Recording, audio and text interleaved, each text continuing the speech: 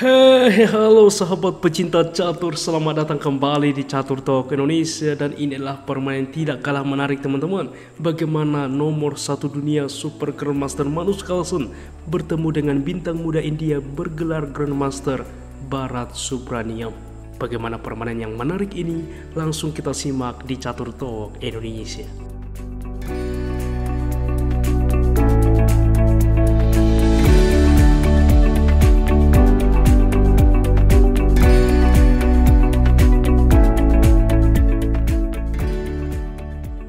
Baiklah teman-teman, di sini Magnus Carlsen putih melangkah dengan pion ke B3, dipilih Nimjo Larsen attack. Pion ke D5, kuda ke F3, kuda ke F6, variasi klasikal. Gajah ke B2, lalu pion ke C5, lalu ke depan baru mengaktifkan kuda. Pion ke E3, betul saja kuda ke C6, dan gajah ke B5 langsung mengepin kuda. Gajah ke D7 saat ini melepaskan juga pinan ke depan, maka rokade dan tentunya pion ke A6 mengusir juga gajah. Diputuskan pertukaran oleh Magnus Carlsen, gajah memukul kuda, gajah memukul gajah, dan kuda ke E5 menempatkan di sentral. Benteng ke C8 dilanjutkan, lalu tentunya pion ke D3, berlanjut pion ke E6 dan kuda ke D2, di mana ke depan untuk mendorong pion ke sentral. Berlanjut gajah ke E7, pengembangan mempersiapkan rokade dan F4 saat ini, di mana apabila ke depan kuda ini diancam, mungkin saja pion dibuat menerima, membuka juga langsung file benteng. Rokade fokus rencana dari hitam, dan benteng ke F3 mencoba bermanuver ke depan melakukan attack terhadap raja hitam. Berlanjut pion ke D4 saat ini, membuka juga gajah, mengancam juga benteng, maka tentu kuda langsung menukarkan terhadap gajah. Benteng dibuat menerima, lalu E4 menutup posisi, mengambil juga keunggulan untuk menguasai sentral. Pion ke B5, begitupun dengan hitam, mencoba mengcounter attack dari sayap menteri, mendorong ke depan mensupport pion ke C4. Maka A4 menawarkan pion, dan E5 saat ini lagi-lagi mempersolid satu sama lain, terlihat juga mengorbankan pion, di sini gajah ke C1. Mengapa terlihat dikorbankan? Sejatinya tidak, karena apabila diterima pion ini, kuda ke G4, pion akan kembali atau tidak outpost kuda juga ke depan ke petak penting E3 cukup berbahaya. Oleh sebab itulah teman-teman tidak diterima pion ini, tetapi gajah ke C1.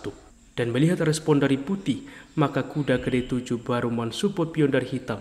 Kuda ke F1 mereposisi diri, dan C4 saat ini fokus rencana untuk juga mengcounter petak sentral. Di sini pion A memukul pion B, pertukaran, pion B memukul pion C, pertukaran, dan kuda ke G3 bermanuver ke depan ke petak penting F5.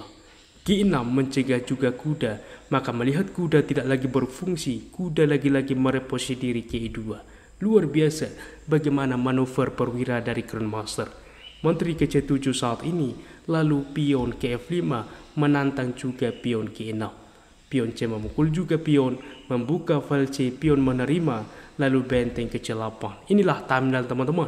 Kita lihat bagaimana juga hitam menguasai full untuk file C. Gajah ke D2 saat ini, maka tentunya benteng ke C2. Benteng ke F1, di mana juga langsung mundur untuk menjaga pertahanan. Menteri ke C6 dilanjutkan bermanuver ke depan untuk mengancam pion. Kuda ke G3, lalu menteri ke B5 fokus rencana dari hitam, sebuah opsi yang cukup menarik dari Magnus Carlsen. Pion memukul pion, dan pion H menerima. Karena seperti ini, apabila menteri langsung menerima pion ini, jelas ini sebuah kesalahan, karena pion G memukul pion F, tempo skak. Raja ke F8 langsung skakmat, tentunya gajah ke H6. Apabila ke petak H8, maka tentunya benteng ke F2 simpel mensupport gajah, dan ini ke depan cukup berbahaya teman-teman. Oleh sebab itulah kita kembali di dalam posisi seperti ini, pion H menerima, maka menteri ke F3 saat ini terlihat mengorbankan gajah, tetapi counter attack mengancam pion lemah F7, sehingga menteri ke B3 mensupport juga pion F7. Karena seperti ini, apabila diterima langsung gajah oleh benteng, maka menteri memukul pion skak, waktu yang sama mengancam gajah, membawa benteng ke depan, keunggulan signifikan bagi putih. Oleh sebab itulah kita kembali di sini menteri ke B3, maka gajah ke H6 menyelamatkan diri, juga mempersempit ruang bagi hitam tentunya, dan menteri ke E6. Karena seperti ini teman-teman, apabila di dalam posisi benteng misalkan mengancam pion misalkan, kuda akan ke F5. Dan ini harus direspon dengan hati-hati. Yang pertama, apabila pion menerima langsung pengorbanan kuda, maka ini akan skakmat, menteri ke G3 skak. Kemanapun raja melangkah, ke H8 atau ke H7 sama saja. Ke H8, menteri akan tetap ke G7 adalah skakmat. Apabila gajah yang ke F8 meng-counter attack, maka menteri tetap akan ke G3 mengepin. Benteng misalkan menerima pion mengancam menteri ke G5. Apa yang harus dimainkan? Benteng ke C3 misalkan, di mana juga mensupport pion untuk promosi, maka di sini gajah akan memukul gajah kombinasi.